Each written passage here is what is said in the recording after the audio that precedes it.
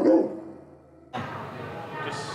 you know, for the second game in a row, especially with the opening goal, just some bad turnovers on the back line, creating chances for the other team. I mean, obviously that has to stop, but what can you do as a manager to try and get that through?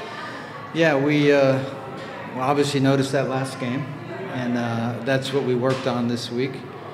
Individual defending and team defending, and they actually had a very, very good week of training this week, and I thought that we were really prepared for the match, but a couple of mistakes again, you know, giving up fairly easy goals, which is not easy at this level to come back from. We did come back from the first one and not the second one. Yeah, man, I'm just probably as more shocked about any game than I've been in a long time, because I knew we were pretty fatigued in Montreal, with Toronto being a great match for us, the way we moved the ball around, and then here today with a full week's rest, and the training sessions were really short and crisp. I thought we would be in peak form tonight, and we couldn't find a rhythm. We couldn't get into any kind of sustained attack whatsoever, and then made some mistakes in the back, and so that combination is not a good combination. So yeah, really surprised of the way we played tonight. Really disappointed. Were you guys looking to really attack on the ground? Because it seemed like in the first half, when you were moving the ball on the ground, it looked pretty good. You guys were looking pretty good. Some of the balls in the air were kind of going right back to the back line. Yeah, we always look to play it on the ground as much as possible.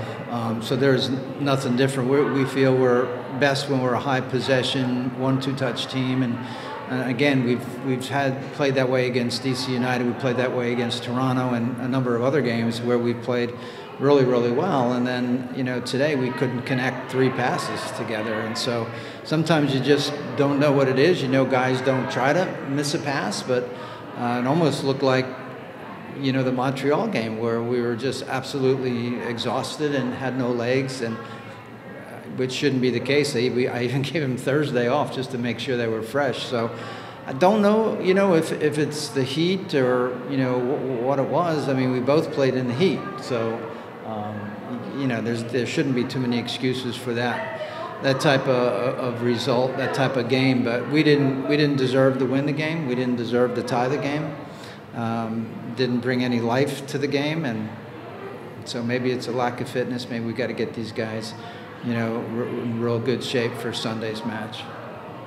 Can you talk a little bit about Louisville City and and Bondi in particular? He seemed like he was giving you guys trouble all night. Yeah, he gives everybody trouble.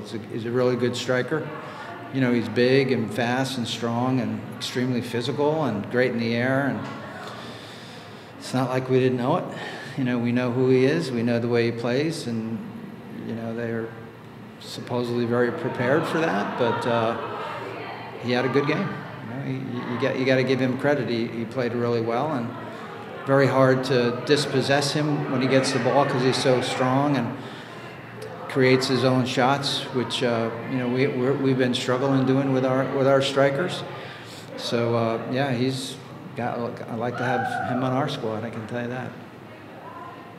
Just sort of mentioned it right there, but tied in with the struggle keeping possession, how much is it hurting that it seems like you're still not getting somebody in that high position forward that's slowing the ball down, holding it, and giving the rest of your guys time to get forward in the attack?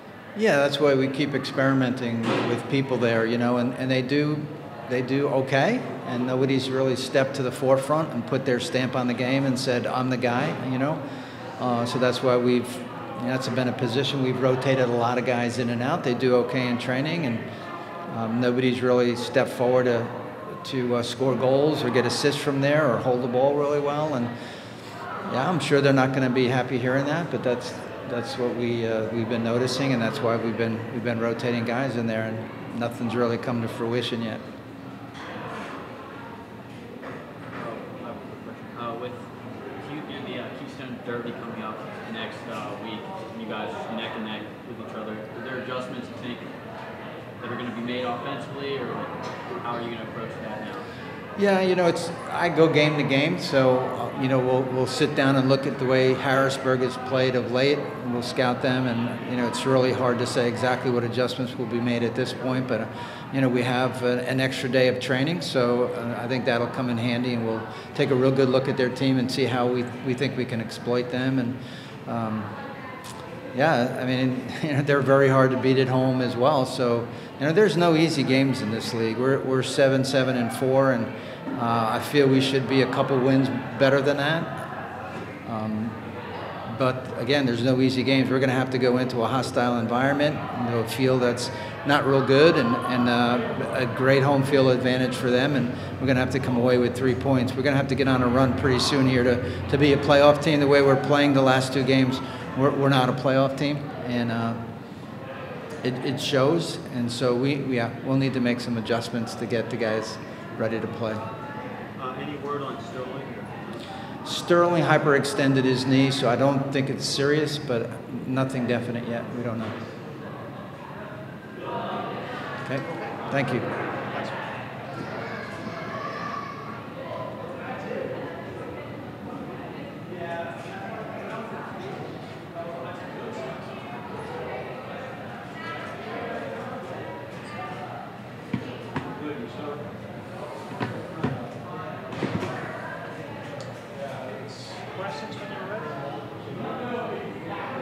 Guys, talk a little bit about the goal.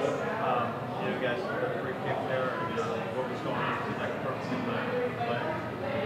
Yeah, I mean, we work on them in training, trying to get the free kick on target really, so if it doesn't take a touch, to at least work on the goalkeeper. But now Kevin made a great run and was able to direct it in. And I thought at that point in the game that might be something that might just kick us on a little bit, but unfortunately it never. And I don't think we ever really got going today.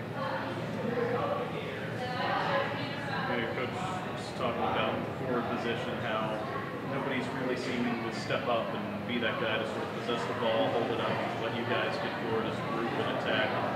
How much does that just sort of break it up when you aren't able to sustain long spells of possession in your attacking game? Yeah, it's been a strange one. We've got a lot of quality guys for that position, and no one's been able to lock it down. But we're still scoring goals.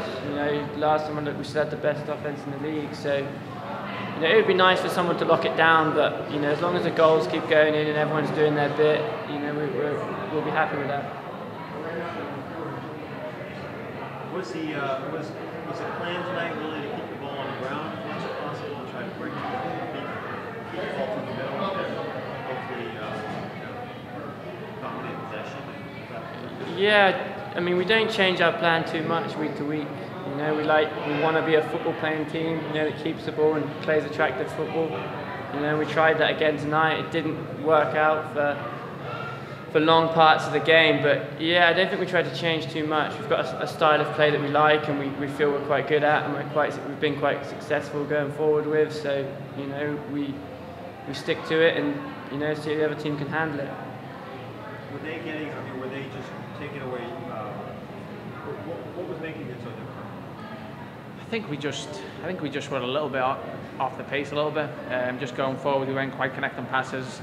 We just weren't quite getting into the positions that we should have been in. So, I don't think it was any one thing. It just didn't quite click going forward tonight. And sometimes when a game's going like that, you maybe have to change your game plan a little bit and mix it up. But we just really couldn't find a way through tonight. Do you guys feel a change in the sense of urgency at all as you guys enter the final 10 games of the season? Absolutely. It's that time of the year. Every game is a cup final now. We're right on the cusp of making the playoffs and not. We've kind of floated around 5, 6, and 7 all year. So every win and every loss has a huge effect on our playoff chances. So absolutely, they get bigger and bigger each week. Does it feel like there's any added pressure for next week's Keystone Derby? Yeah, absolutely. I feel like the games just keep getting bigger and bigger. We had a little chance to pull away in Canada, it didn't quite work out. So now it's, these are big 6-point games. I think Harrisburg can theoretically go above us if they win out their games in hand. So it's massive. It's a true 6-pointer.